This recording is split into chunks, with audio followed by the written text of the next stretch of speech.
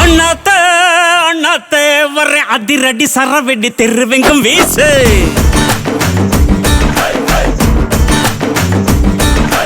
அண்ணாத்த அண்ணாத்த வர நட்ட இல்ல உட்ட இல்ல கொல்ல கொல்ல மாசு.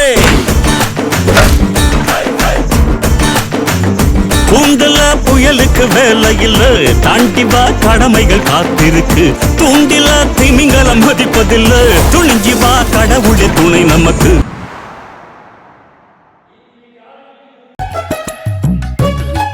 അതെ 7000 രൂപ കേട്ടാ മോളെ.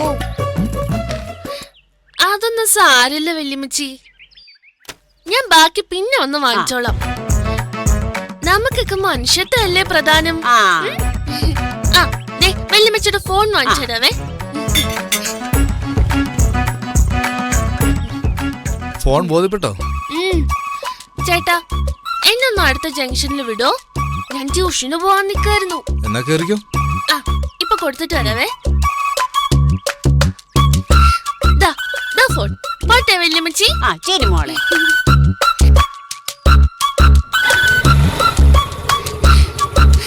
ടാറ്റാ. ടാറ്റാ.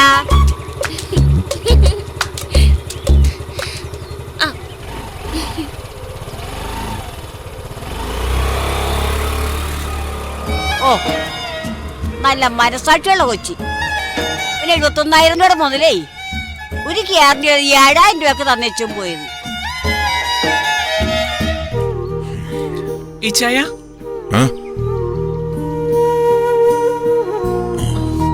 കട്ടൻ ചായ. മധുരം കുറവാ, പഞ്ചസാര തീർന്നു, പാലും.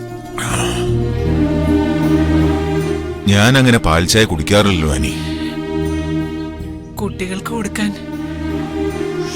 കുടിശ്ശിക കൊടുക്കാതെ പാല് തരില്ലെന്ന് പാൽക്കാരൻ തീർത്തു പറഞ്ഞു. പറയണ്ട, ബുദ്ധിമുട്ടിക്കണ്ടെന്നൊക്കെ എപ്പോഴും കരുതും. നമുക്ക് എത്ര വേണമെങ്കിലും ഞെരുങ്ങാം, പക്ഷെ കുട്ടികളുടെ കാര്യം ഓർക്കുമ്പോ ഞാൻ പിന്നെ ആരോടാ പറയാ? നീ ഞെരുങ്ങുന്നതും കഷ്ടപ്പെട്ട് വട്ടമെത്തിക്കാൻ നോക്കുന്നതൊക്കെ ഞാൻ കാണുന്നുണ്ടായി. ഒന്നും കണ്ടില്ല എന്ന് നടിക്കുന്നതും ചോദിക്കാത്തതൊക്കെ ഭയം കൊണ്ടാ. ചികിത്സയുടെ പണം പോട്ടേന്ന് വെക്കാം, പിന്നെ ആ കെട്ടിടത്തിനുണ്ടായ നാശനഷ്ടം, പോലീസ് കേസ്, ലക്ഷങ്ങളാ കണ്ണിമ്മ ചിമ്മുന്നതിന് മുമ്പേ കൈന്നിറങ്ങിപ്പോയത്. എവിടെയെങ്കിലും എടുത്തു വെച്ചിട്ട് കൊടുത്തു തീർക്കുന്നതാണോ കടം? ആ ഒരു ഭാരം തോളിൽ പേറാത്തവരാ ജീവിതത്തിലെ ഏറ്റവും വലിയ ഭാഗ്യവാൻ. ഞാൻ കാരണം ഇതെല്ലാം അല്ലേ? ഞാനെന്നും നീയെന്നും വേർതിരിച്ച് കാണുമ്പോഴാനി അങ്ങനെ തോന്നുന്നത്. നമ്മള് അങ്ങനെ ചിന്തിക്കാവൂ. ഞാൻ ജയിലിൽ കിടന്നപ്പോ നീ കുടുംബം നടത്തിയില്ലേ? അതെനിക്ക് വേണ്ടി കൂടി നീ ചെയ്തതല്ലേ? ഇനി നമ്മൾ എന്താ ചെയ്യ? കാശിറക്കിയ ഒരു കച്ചവടത്തെ കുറിച്ച് ഇപ്പൊ ചിന്തിക്കാനാവില്ല നീ. ആരുടെയെങ്കിലും കീഴില് കൂലിക്ക് ജോലി ചെയ്യുക, അതേ ഉള്ളൂ നിവൃത്തി. ഭേദപ്പെട്ട ശമ്പളം കിട്ടണമെന്നുണ്ടെങ്കിൽ നല്ല വിദ്യാഭ്യാസം വേണ്ട ഇച്ചായ. ഓരോന്നിനും ഓരോ പഠിപ്പാന്നാ കേൾക്കുന്നത്. മൊബൈല് നന്നാക്കാനും ഫ്രിഡ്ജ് നന്നാക്കാനും ഒക്കെ. ശരിയാ, പ്രായം ഒരു തടസ്സമാ. ഓരോ ദിവസവും പുതിയ പുതിയ പിള്ളേരല്ലേ പഠിച്ചിറങ്ങിക്കൊണ്ടിരിക്കുന്നത്. ഇന്ന് പത്രത്തിലൊരു പരസ്യം കണ്ടു. ഒരു പുരാവസ്തു മ്യൂസിയത്തിലേക്ക് ആളെ ആവശ്യമുണ്ടെന്നും പറഞ്ഞു. വിദ്യാഭ്യാസ യോഗ്യതയോ പ്രായോ ഒന്നും പരിഗണിക്കില്ല അത്രേ. ഒന്ന് നോക്കണം.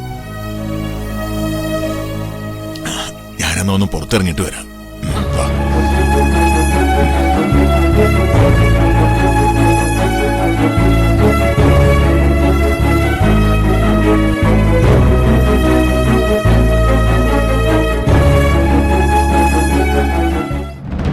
അത് ഫയൽ ചെയ്തിട്ടുണ്ട് സാർ. സാർ ഫയൽ ചെയ്തിട്ടുണ്ട് sir. Hello hello sir, file പുല്ല് മോനെ ഏ? ഞാൻ നിന്റെ ഫോൺ. ആ? പറഞ്ഞ പോലെ ഇവനിങ് വന്നല്ലോ. മോനെ ഇതൊന്ന് കടയിൽ പോയി വാങ്ങിയ പോരാഞ്ഞു. കടയിൽ പോയി നമ്മൾ കുറെ സമയം കളയുന്നതിൽ നല്ലത് ആ ഓൺലൈൻ വാങ്ങുന്നത് തന്നെയാ വല്യമ്മച്ചി. ആ നല്ല സെലക്ഷൻ ഉണ്ടാവും. നമുക്ക് വേണ്ടത് പെട്ടെന്ന് ഇങ്ങോട്ട് നോക്കി എടുക്കുകയും ചെയ്യാം. ഏ? എന്തെങ്കിലും കുഴപ്പമുണ്ടെങ്കിലടാ? റീപ്ലേസ്മെന്റ് സോറി മാറ്റി വാങ്ങാന്ന്. ആ അന്ന് എനിക്ക് അബദ്ധം പറ്റിയതാ. എന്നതാ വല്യമ്മച്ചി? കിട്ടിയാനെ ഓൺലൈൻ വാങ്ങിയാ മതിയല്ലാന്ന്. നല്ല സെലക്ഷനും കിട്ടിയാനെ. കുഴപ്പമുണ്ടാകുമ്പോ മാറ്റി വാങ്ങുകയും ചെയ്യായിരുന്നു. ഇപ്പോഴേ ആ അതിനൊക്കെ ഓപ്ഷൻ ഉണ്ട് വല്യമ്മച്ചി. കുറെ നാളായിട്ട് ഈ പഴയ ഫോൺ കൊണ്ട് നടക്കുന്നു. ഓ ഇപ്പൊ സർവീസിൽ കയറുന്ന പുതിയ പിള്ളേരുടെ കൈ വരെ ഐഫോൺ ആണ്, ഐഫോൺ. ഇതുപോലൊരെണ്ണം സ്വപ്നം കണ്ടോണ്ട് നടക്കാൻ തുടങ്ങിയിട്ട് കുറെ നാളായി. ഇനി ഇവനെ കൈ പിടിച്ചോണ്ട് വെലസ് ഞാൻ വല്യമ്മച്ചി. ഏ ഇത് വെച്ചാ എന്ത് കുഴപ്പം? സൂപ്പറല്ലേ, അടിപൊളിയല്ലേ? പാർ സോപ്പാ?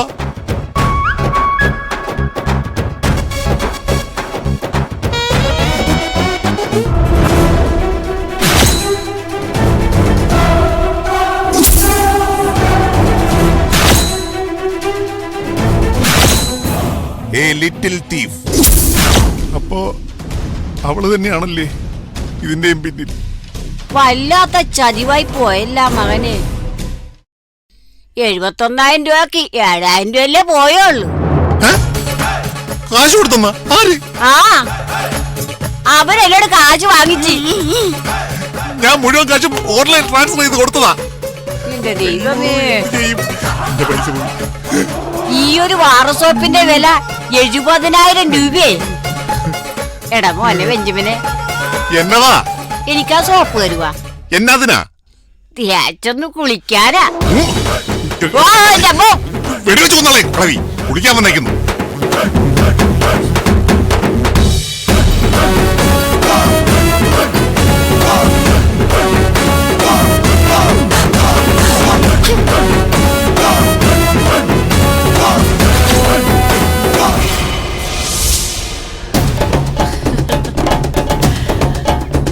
ഇലക്ട്രോണിക്സ് മാർക്കറ്റ് ഒന്നും വലിയ ഗുണമില്ല ഇപ്പോ.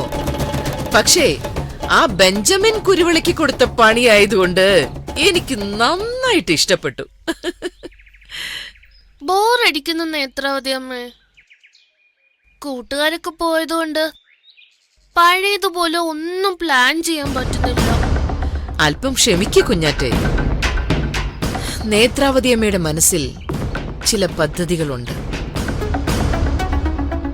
ഒറ്റയ്ക്ക് എന്തെങ്കിലും പ്ലാൻ ചെയ്താലോന്നാ. ഇപ്പൊ തൽക്കാലം ഒന്നിനും ശ്രമിക്കാതിരിക്കുന്നതാണ് നല്ലത്. ഒന്നാമത് നമ്മുടെ പിന്നാലെയുണ്ട് പോലീസ് കണ്ണുകൾ. പിന്നെ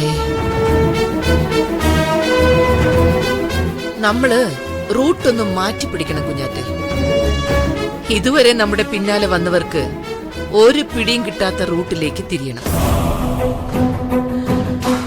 ഒരാളുടെ മുതൽ അയാളുടെ സമ്മതമോ അറിവോ ഇല്ലാതെ എടുത്താൽ അത് മോഷണം. അയാളത് പൂർണ്ണ സമ്മതത്തോടെ നമുക്ക് വിട്ടുതരികയാണെങ്കിലോ? അങ്ങനെ വിട്ടുതരൂ ആരെങ്കിലും? വിട്ടുതരും. അത് നമ്മുടെ നാവിന്റെ സാമർഥ്യം പോലിരിക്കും. ഏറ്റവും കൂടുതൽ ബുദ്ധിയും വിദ്യാഭ്യാസവും മിടുക്കും തങ്ങൾക്കാണെന്ന് അഹങ്കരിക്കുന്നവരാണ് മലയാളികൾ. പക്ഷേ ശുദ്ധ മണ്ടന്മാരാ. അവരെ കബളിപ്പിച്ചു മാത്രം സുഖമായി ജീവിക്കുന്ന ഒരുപാട് മിടുക്കന്മാരുണ്ട്. നാവ് കൊണ്ട് ഇര പിടിക്കുന്നവർ.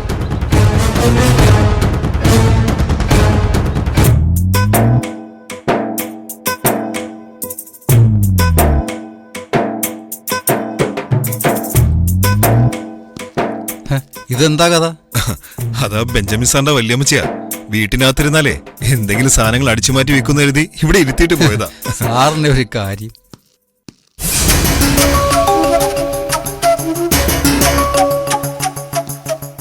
ആ കോടതിയിൽ ഹാജരാക്കിയോ? ഹാജരാക്കി.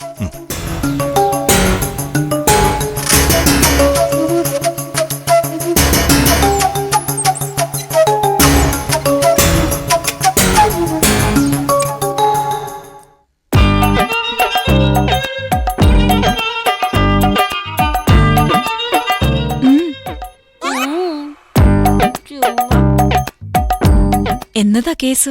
ഒരു കൃഷിപ്പണി ചെയ്തതിനാണ് മോളെ എന്നെ ഇവിടെ പിടിച്ചിട്ടിരിക്കുന്നത്. ആ കൃഷി ചെയ്തതിനോ? ആ 1.5 ഏക്കർ ഉണ്ടായിരുന്നു. മൊത്തം അവര് വെട്ടി നശിപ്പിക്കുകയും ചെയ്ത്. എന്ത് കൃഷി? കഞ്ചാവ്. മോക്ക് എന്നതാ കേസ്? ആ ചുമ്മാ പറയുന്നീ. കുട്ടികളെ തട്ടിക്കൊണ്ടുപോയെന്നേ. അയ്യോ അതൊരു വലിയ കേസല്ലേ മോളെ. ജയിലിൽ കുറെ കാലം കിടക്കേണ്ടി വരുമല്ല. ഒരു പുല്ലുമില്ല. നല്ലോണം കേസ് പറയാനുള്ള വക്കീലന്മാരുണ്ടെങ്കിലേ 1, 2, 3 എന്ന് പറഞ്ഞ് ഇറങ്ങിപ്പോവാം. മൂക്കതിന് ആരെങ്കിലും ഉണ്ടാ? ഉണ്ടോന്നോ? അമ്മച്ചി ആ ചെവി ഇങ്ങ് കൊണ്ടുവന്നേ.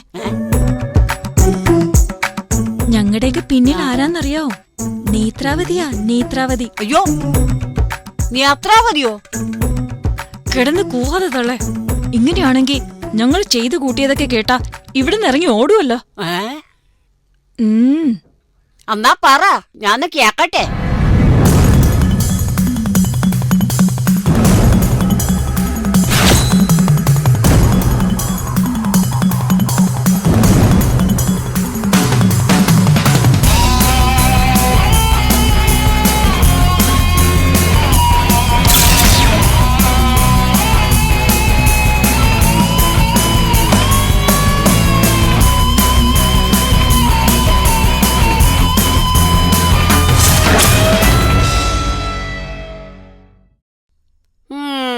ഭയങ്കരം തന്നെ. ഇരു ചെവി അറിയരുത് കേട്ടോ. ഏയ്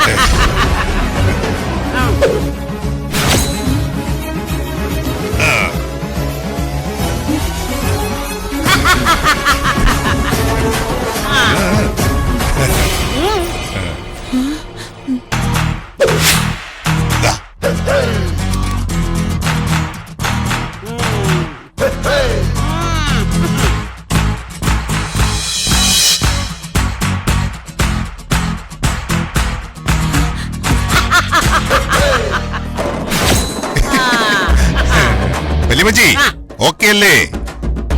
ഓക്കെ. ചതിച്ചോ?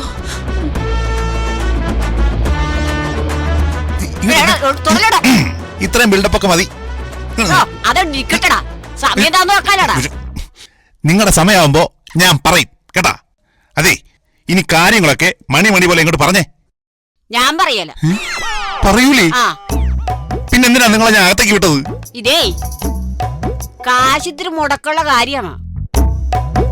വിദേശത്തൊക്കെ ഇത് പറയുന്നതേ സ്റ്റിംഗ് ഓപ്പറേഷൻ. എന്തോന്ന്? ആ എനിക്ക് ഇംഗ്ലീഷ് അറിയില്ലല്ല. സ്റ്റിംഗ് ഓപ്പറേഷൻ, ഒടുവിൽ വിവരങ്ങൾ ചോർത്തുന്ന സൂത്രം. ഞാൻ പഠിച്ചപ്പോ ഇത് സിലബസിൽ ഇല്ലായിരുന്നല്ലോ. എന്തായാലും അവിടെ അവൾ എന്താ പറഞ്ഞതെന്നൊന്ന് പറഞ്ഞതാ. തൊട്ടെടുക്കടാ, തൊട്ട്. ഇതെല്ലാം കൂടെ അങ്ങോട്ട് എടുത്തോ. ഇനിയൊന്ന് മൊഴി. ആർക്ക് വേണോടാ ഈ അങ്ങാടി കടയിൽ കിട്ടുന്ന ഈ വാച്ചും കണ്ണടി? നീ ആ യേദോസിന്റെ വാശിന്ന് കേട്ടിട്ടുണ്ടോ? ഓ മോഹൻദാസിന്റെ ക്ലാസ് കണ്ടുണ്ടോ? നല്ലയാള് കൊള്ളാല്ല. കാശായിട്ട് തന്നാലും മതി. ഞാനൊരു 5000 രൂപ തരാം. തൊഴി വെച്ചോർത്തോ. ഇതൊരു പോലീസ് സ്റ്റേഷനാണ്. നീ എന്നെ കളിയാക്കാൻ നോക്കണോ? അവന്റെ ഒരു 5000 ഉലുവ. എനിക്കേ 900 രൂപ തികച്ചും വേണം. Okay set. എടാ, അവര് നിന്നോട് പറയാത്ത പല കാര്യങ്ങളുണ്ട്. അതെന്ത് കാര്യം? മോഷണം നടത്തുന്ന പിള്ളേരിക്കേ ഒരു കുട്ടി നേതാവുണ്ട്. താമര എന്നാണ് അവരെല്ലാവരും വിളിക്കണത്. ശരിക്കുള്ള പേരേ കുഞ്ഞാറ്റിയെന്ന. കുഞ്ഞാറ്റിയോ?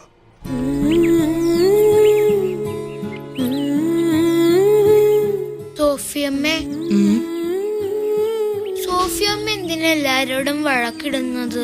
എന്നെ പിടിച്ചോണ്ടും പോകുമെന്നും പറഞ്ഞ്. ഇന്ന് ഏതാ ദിവസം നിനക്കറിയോ? ഇല്ല. നവംബർ 2. ഞാൻ ഒരിക്കലും മറക്കാത്ത ദിവസം. 3 വർഷം മുമ്പ് ഈ ദിവസാ നിന്നെ ഒരു പിച്ചക്കാരൻ പിടിച്ചോണ്ട് പോയത്. നീ ജനിക്കുന്നതിന് മുമ്പേ നിന്റെ പപ്പ മരിച്ചു. പിന്നെ സോഫിയമ്മയ്ക്ക് ആരും ഇല്ലാണ്ടായി. മരിച്ചു കളഞ്ഞാലോന്ന് വരെ പലവട്ടം ആലോചിച്ചതാ. സോഫിയമ്മ ജീവിക്കാൻ ആഗ്രഹമില്ലാതാവുമ്പോ പിന്നെ എന്താ മോളെ ചെയ്യാ? നമ്മൾ ഒരുപാട് സ്നേഹിച്ചിരുന്ന ഒരാൾ വിട്ടുപോയി. ഇനി അതുപോലൊരു സ്നേഹം കിട്ടാനില്ല. സ്നേഹം എന്ന് പറയുന്നത് ഒരു തരത്തിൽ മയക്കുമരുന്ന്. തുടർച്ചയായി കിട്ടിക്കൊണ്ടിരിക്കുന്നത് നിലച്ച മനസ്സ് മരവിക്കും. ഞാൻ ഈ പറഞ്ഞതൊക്കെ മോൾക്ക് എങ്ങനെ മനസ്സിലാവാനാ? അതേ, കുഞ്ഞായിരിക്കുമ്പോ നമ്മൾ സ്നേഹിക്കാൻ ഒരുപാട് പേരുണ്ട്. വീണ് മുട്ടൊന്ന് പൊട്ടിയാ വേദനിക്കുന്നത് മറ്റുള്ളവരുടെ മനസ്സായിരിക്കും. ആ കാലത്തൊക്കെ എത്രയും പെട്ടെന്ന് വലുതാവാനാ നമ്മുടെ ആഗ്രഹം. പഠിച്ചു മിടുക്കിയാവണം, പെട്ടെന്നൊരു ജോലി കിട്ടണം എന്നൊക്കെ മുതിർന്നവര് പറയും. പക്ഷെ മുതിർന്നു കഴിഞ്ഞാ മനസ്സിലാവുക ഇനി മുതൽ നമ്മൾ ഒറ്റയാണെന്ന്. അങ്ങനെ സങ്കടപ്പെട്ട് കഴിയുമ്പോഴാ അറിയുന്നത് നീ എന്റെ വയറ്റിലുണ്ടെന്ന്. പിന്നെ ആ പ്രതീക്ഷയിലായി ജീവിതം. ആൾക്കാരെന്നെ ഒറ്റപ്പെടുത്തുമ്പോ, സങ്കടപ്പെടുത്തുന്ന കാര്യങ്ങളൊക്കെ അവര് പറയുമ്പോ ഞാൻ എന്റെ വയറ്റത്ത് തൊട്ടു നോക്കും. നീ എന്റെ കൂടെ ഉണ്ട്. വേറൊരു ജീവനും പെറിയ ഞാൻ നടക്കുന്നേ നോക്കുമ്പോ ഒരു ധൈര്യം തോന്നും. ജീവിക്കാൻ ഒരു കൊതി തോന്നും. എന്റെ ജീവൻ അങ്ങനെ കളയാനുള്ളതല്ല, മറ്റൊരു ജീവനെ ഈ ഭൂമിക്ക് സമ്മാനിക്കാൻ വേണ്ടിയാ ഞാൻ ജനിച്ചെന്ന് തന്നെ തോന്നും. ഉറങ്ങുന്നതും ഉണരുന്നതും നിന്നെ ഓർത്ത്. അപ്പോഴും ജനിച്ചിട്ടില്ലാത്ത നിന്റെ മുഖം ഞാൻ ഇടയ്ക്കിടയ്ക്ക് മനസ്സിൽ സങ്കല്പിച്ചു നോക്കും. നിന്റെ കണ്ണെങ്ങനെയായിരിക്കും? മുടി ഉണ്ടാവോ? അങ്ങനെയൊക്കെ.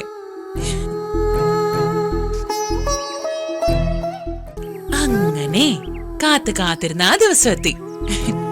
നിന്റെ കരച്ചില് ഈ ഭൂമിയിൽ മുഴങ്ങിയ ദിവസമാ ഞാൻ ഏറ്റവും കൂടുതൽ സന്തോഷിച്ചത്. നോക്കുമ്പോഴേ നിന്റെ തല മുഴുവൻ പൊട്ടയാ. ഒറ്റ ഒരു പല്ലില്ല. ദേ ഈ കയ്യൊക്കെ ഉണ്ടല്ലോ, തീരെ ചെറുത്. പിന്നെ ഇതൊക്കെ എപ്പോഴും നിർത്തി മടക്കം ഒക്കെ ചെയ്യും. നിന്നെ കയ്യിലെടുക്കാൻ ആദ്യം എനിക്ക് പേടിയായിരുന്നു. കയ്യിന്നെങ്ങാനും വഴുതി പോവോ, താഴെ വീണ് എന്തേലും പറ്റുമോന്നൊക്കെ. പയ്യെ പയ്യെ ആ പേടി മാറി. സത്യം പറഞ്ഞ ദേ എന്റെ കയ്യിലിരുന്നാ നീ വളർന്നേ. ഒരു നിധി പോലെ ചേർത്ത് പിടിച്ച് ഞാൻ കൊണ്ടു നടന്നു. ആ നിന്നെയാ എന്റെ കയ്യിന്ന് തട്ടിപ്പറിച്ചെടുത്തത്.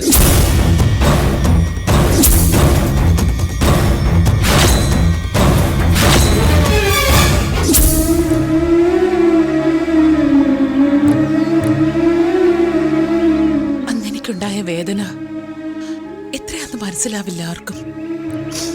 നമ്മള് പച്ച ജീവനോടെ നിൽക്കുമ്പോഴേ ഹൃദയം വലിച്ചെടുത്ത് എങ്ങനെ ഇരിക്കും, അതുപോലത്തെ വേദന എന്നൊരു സംഗതി ഇല്ല ശരീരത്തില്.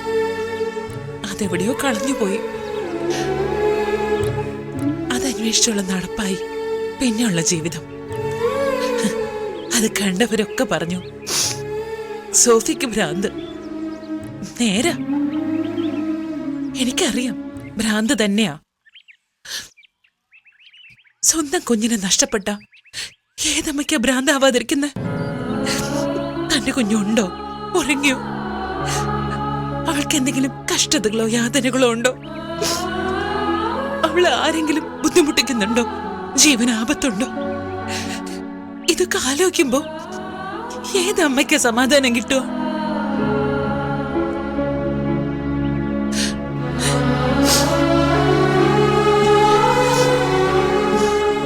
നിന്നെ ഒരിക്കലും തിരിച്ചു കിട്ടില്ല എന്ന് കരുതിയതാ.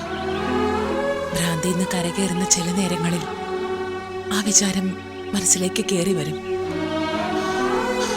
അതുകൊണ്ട് വീണ്ടും പഴയ അവസ്ഥ. ഉറക്കോ ഉണർച്ചയും പോലെയായി സോഫിയമ്മയുടെ ഭ്രാന്ത്. ഉണർന്നിരിക്കുന്നത് ഉറങ്ങാനല്ലേ, ഉറങ്ങുന്നത് എഴുന്നേക്കാനും. എന്ന് വെച്ചാ രണ്ടും തമ്മിലൊരു വ്യത്യാസമില്ല. സോഫിയുടെ മറ്റൊരു നിഴല് പോലെയായി ഭ്രാന്തും.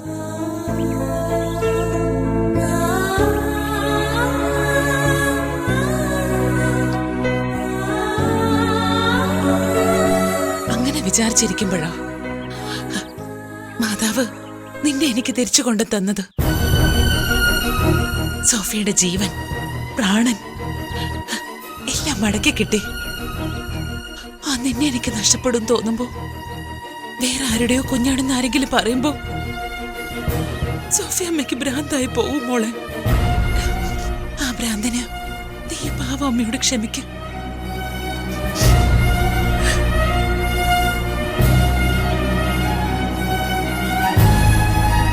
എന്റെ മാതാവേ, സോഫിയമ്മയ്ക്ക് സോഫിയമ്മയുടെ കുഞ്ഞാറ്റെ തിരിച്ചു കൊടുക്കണേ. സോഫിയമ്മയുടെ അസുഖം പെട്ടെന്ന് മാറണേ.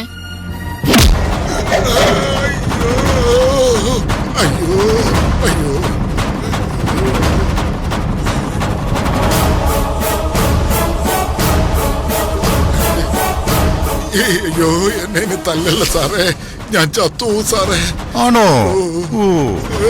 നീയൊക്കെ ചാവണോടാ. ആശിച്ചു മോഹിച്ച് ജന്മം കൊടുത്ത കുഞ്ഞുങ്ങളെ പെറ്റമ്മയുടെ മടിത്തട്ടിന്ന് തട്ടിയെടുക്കുന്ന നിന്നെ പോലുള്ള നികൃഷ്ട ജന്മങ്ങൾ ചാവണോടാ. കേട്ടോടാ, ചാവണം, ഇഞ്ചിഞ്ചായി വേദനിച്ച്. എന്റെ പൊന്ന് സാറേ, ഞാനിനി ആവർത്തിക്കില്ല സാറേ. ഞാൻ ആ കാലേ വീഴാ സാറേ. നീ വീഴണ്ടടാ, നിന്നെ ഞാൻ വീഴ്ത്തിക്കോളാം. ശരി, ഇനി കുഞ്ഞാറ്റെ പറ്റി പറ.